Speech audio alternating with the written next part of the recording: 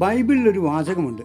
അതിപ്രകാരമാണ്: ഉള്ളവന് പിന്നെയും പിന്നെയും നൽകപ്പെടും, ഇല്ലാത്തവനിൽ നിന്ന് ഉള്ളത് കൂടി എടുക്കപ്പെടും. ദൈവം എത്ര ലോജിക്കില്ലാതെയാണ് പറയുന്നതെന്ന് ഈ വാക്യം കേൾക്കുമ്പോൾ ഒരുപക്ഷെ നമുക്ക് തോന്നാം. എന്നാൽ സത്യം ഇതാണ്: എല്ലാ മനുഷ്യരുടെയും ജീവിതത്തിൽ പോസിറ്റീവ് ഇമ്പാക്റ്റും നെഗറ്റീവ് ഇമ്പാക്റ്റും ഉണ്ട്. അതായത് നല്ല കാര്യങ്ങളും മോശം കാര്യങ്ങളും ജീവിതത്തിൽ സംഭവിക്കുന്നുണ്ട്. എന്നാൽ ചിലർ മാത്രം മോശം കാര്യങ്ങൾ ജീവിതത്തിൽ ഉണ്ടായാലും അതിൽ ശ്രദ്ധിക്കാതെ സംഭവിച്ച നല്ല കാര്യങ്ങളിൽ മാത്രം ഫോക്കസ് ചെയ്യുന്നു. അതിൻ്റെ ഫലമായി അവരുടെ ജീവിതത്തിൽ കൂടുതൽ നല്ല കാര്യങ്ങൾ സംഭവിക്കുന്നു.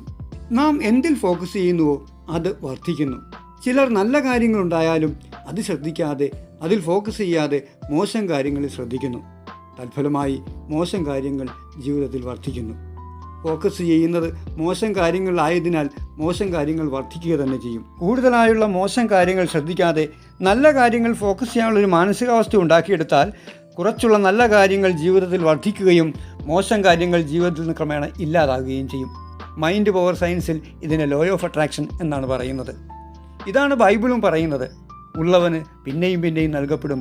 കാരണം ഉള്ളവന് തനിക്ക് ഉണ്ട് എന്നുള്ളൊരു മനോഭാവമാണ്. അതിനാൽ അവൻ അല്ലെങ്കിൽ അവൾ കൂടുതൽ നല്ല കാര്യങ്ങൾ ജീവിതത്തിലേക്ക് ആകർഷിക്കുന്നു. ഇല്ലാത്തവനിൽ നിന്ന് ഉള്ളത് കൂടി എടുക്കപ്പെടും. കാരണം അവൻ്റെ മനസ്സ് നിറയെ ഇല്ലായ്മയാണ്, ദാരിദ്ര്യ ചിന്തയാണ്. ഉള്ളത് കണ്ണുകൾ നോക്കാൻ അവന് കഴിയുന്നില്ല. ക്രമേണ അവനിൽ നിന്ന് ഉള്ളത് കൂടി എടുക്കപ്പെടുന്നു.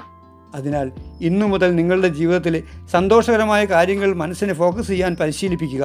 നിങ്ങൾക്കുണ്ടാകുന്ന ചെറിയ ചെറിയ നേട്ടങ്ങൾ ഫോക്കസ് ചെയ്ത് അതിൽ സന്തോഷം കണ്ടെത്തിയാൽ കാര്യങ്ങൾ ക്രമേണ മാറി വരികയും നിങ്ങളുടെ നേട്ടങ്ങൾ വർദ്ധിക്കുകയും നിങ്ങളുടെ കുറവുകൾ ക്രമേണ ഇല്ലാതാകുകയും ചെയ്യും. ഇന്ന് തന്നെ പ്രാക്ടീസ് ചെയ്തു തുടങ്ങുക. നന്ദി.